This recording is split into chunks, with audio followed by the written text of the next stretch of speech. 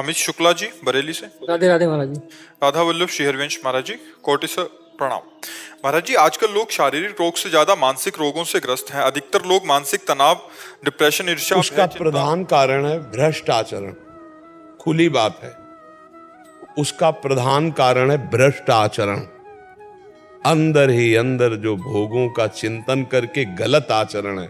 आप बुरा मत मानिएगा, आज जो समय चल रहा है, हम कई बार इस पर बोले हैं, ये जो गर्लफ्रेंड बॉयफ्रेंड चल रहा है ना, ये महाविष है, महाविष।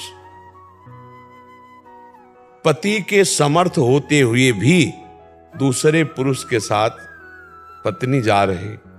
पत्नी सुंदर है, व्यवस्थित स्वभाव वाली है, और पुरुष दूसरी स्त्री से प्यार कर रहा है, वो दूसरी स्त्री के पास जा रहा है। अब ये सब क्या है? ये जो भ्रष्ट आचरण चल पड़े ना, boyfriend girlfriend live in relation, ऐसा सत्यानाश विचारों का कर रही है।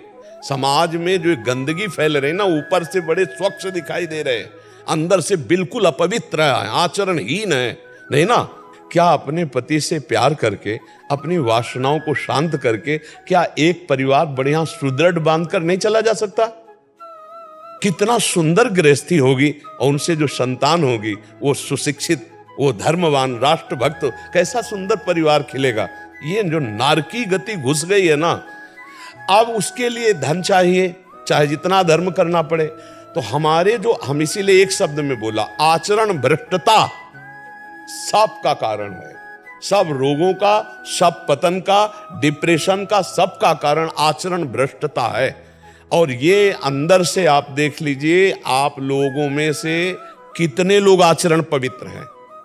देखो, हम सब घर के बैठे हैं, हम दोषारोपण नहीं कर रहे, हम सम्मिलित होकर कह रहे हैं, सब सम्मिलित होकर कह रहे। और जो जितना आचरण पवित्र है, उतने उसका हृदय शांत होगा, उतने विचार परायण होगा, उतने निर्णायक, बहुत अच्छी बुद्धि होगी। और जितना भ्रष्ट होगा, उतने नास्तिकता, उत्साहहीनता, कुविचार, और सब ड्रामा, सब पाखंड है, सब नौटंकी नाटक है, इन विचारों का रूपण। क्योंकि पापवंत कर सहज स्वभाव, भजन मूर्ति भाव न काऊ, जो पे दुष्ट हृदय सोई होई, मोरे सन्मुख आओ की सोई। वो आकर भी विमुख रहेगा। आचरण संभालने की प्रभु जरूरत है। बहुत भ्रष्टाचार बढ़ रहा, अंदर ही अंदर खोखला किए दे रहा है हमारे नए बच्चों को, हमारी समाज को। अब हम कैसे बताएं? हम कई बार कह चुके हैं कि जिसको आज इस होटल का भोजन, आज इस होटल का भोजन, आज इस होटल का भोजन, वो कभी एक रसोई में घर की बनी हुई बराबर नहीं रह सकता। उसको चाट लग गई है कई होटलों के भोजनों की। ऐसे ही आज ये बॉयफ्रेंड ब्रेकअप, कल वो बॉयफ्रेंड ब्रेकअप, कल वो गर्लफ्रेंड ब्रेकअप, कल वो। तो ये क्या पति पत्नी आजीवन निर्वाह कर पाएंगे बच्चे? क्या इनका जीवन एक सीमा में बंध पाएगा? और सीमा में नहीं बंध पाएगा तो अब आप विचार करो, जब पुरुष देख रहा है कि मेरी पत्नी कार में बैठी दूसरे की और गले में लग के हंसते बात करते जा रहे, जब वो पत्नी देख रही कि मेरे सामने मेरा पति किसी और से, अब आप बताओ उस घर में क्या होगा और उनकी बुद्धियों में क्या होगा? बहुत रोष आएगा, तो हिंसा में वृत्तियां उतर जाएंगी, जेलों में जाओ, नरकों को भोगो, यही गतियां हैं।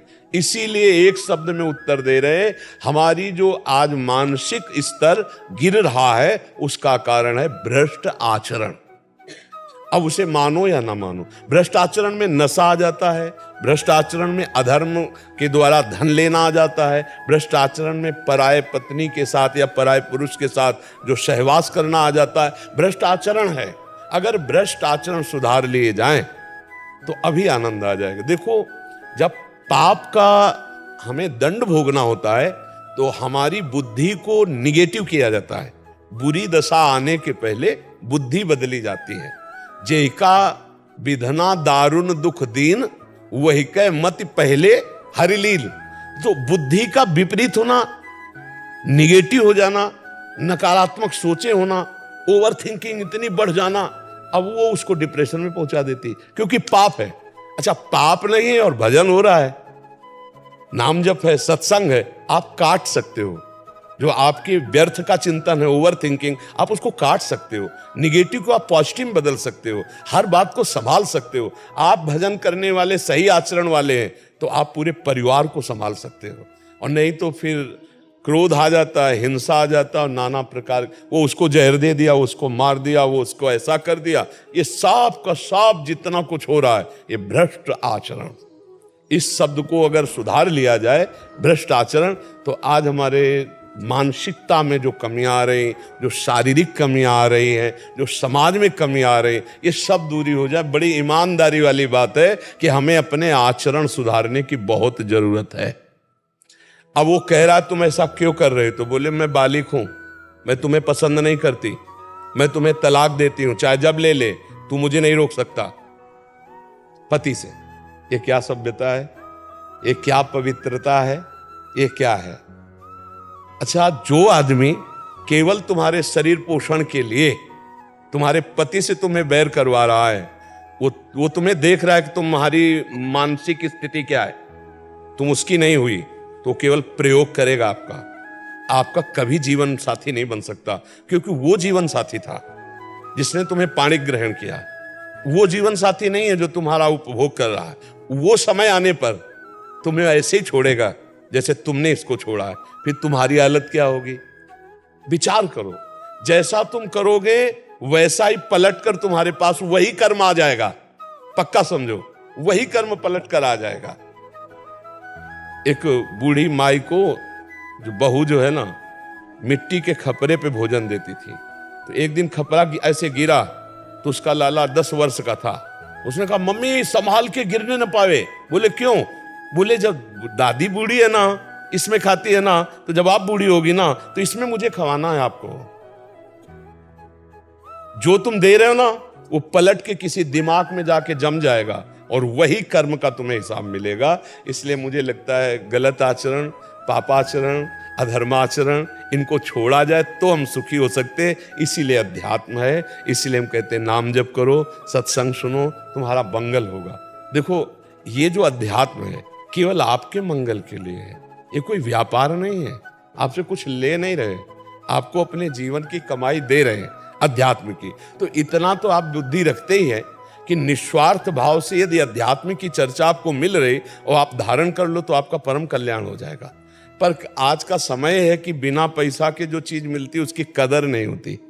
नहीं, पर कदर हो तो फिर अभी जैसे लगा कि 51,000 रुपया एकांतिक में, फिर आप बड़ी सावधानी से सुनेंगे क्योंकि 51,000 दिया है, बड़ी मुश्किल से हमको सुनने को मिला है। अच्छा, फ्री जैसे तो उसमें, पर वास्तविक जो कदर करने वाले वो यही जानते हैं कि अध्यात्म कभी बिकता ले और जो बिकता है वो कभी अध्यात्म होता ले। ये भी बात समझ लो, अध्यात्म कभी बिकता ले और जो बिकता है वो अध्यात्म होता ले।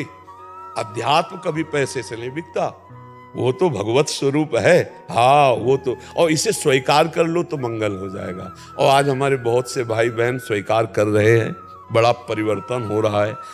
श्री जी ठाकुर जी की बड़ी कृपा है। अब आज जैसे होगा, शनिवार था, 70-80 हजार लोग होंगे और उनमें से मुश्किल से 10-15% होंगे वृद्ध, माताएं, बहनें, बुजुर्ग नहीं, सब जवान जितने थे सब राधा राधा राधा। बड़ा अच्छा लगता है कि जब नौजवान भाई, तब लगता है कि अगर ये पीढ़ी सुधर जाए तो सब सुधर जाए, क्योंकि यही हमारे देश के भविष्य है। जो आज नशा में डूब रहे हैं, बेविचार में डूब रहे हैं, गलत आचरणों में जा रहे हैं। क्या होता है कि जैसे हम अधर्माचरण करते हैं ना तो हमारी क्षमता कम हो जाती है। जैसे नशा करने लगे, ड्रग्स आदि, तो क्षमता कम हो गई। अधिक बेविचार करने लगे तो क्षमता कम हो गई। अधिक पापाचरण करने लगे तो विचार की क्षमता कम हो गई। अब अगर उनको छेड़ दिया आप तो वो हर कोशिश यही करेंगे कि आपका नाश हो जाए, क्योंकि उनकी बुद्धि सहनशील नहीं है, क्षमता खो चुकी है। अब वो क्षमता जब खो तो बावरे हो जाते हैं। कैसे कर? जहां हमारी गलत आचरण होने लगते तो हमारी बौद्धिक शक्ति कम हो जाती, क्षमता कम हो जाती। तो अपने पूज्य जनों को सोचो, तो ये क्षमता सोचने की सब खत्म हो जाती है। तो अगर हमारी 9 पीढ़ी नौजवान धर्म से तो एक हम भगवान की बड़ी कृपा मानते हैं। जैसे एकांतिक में आप कहते हैं हमने व्यसन छोड़ दिया, हम गंदे आचरण छोड़ दिए, हम आपको धन्यवाद देने आए, तो हम हाथ जोड़ते हैं कि आपको धन्यवाद, क्योंकि आपने हमारी बात मानी, अपना जीवन परिवर्तन करके सतमार्ग में चले। सुखी रहो, आनंदित रहो। हमें धन्यवाद देने की जरूरत नहीं, हम उसी में धन्य हैं कि आप सही चलने लगे।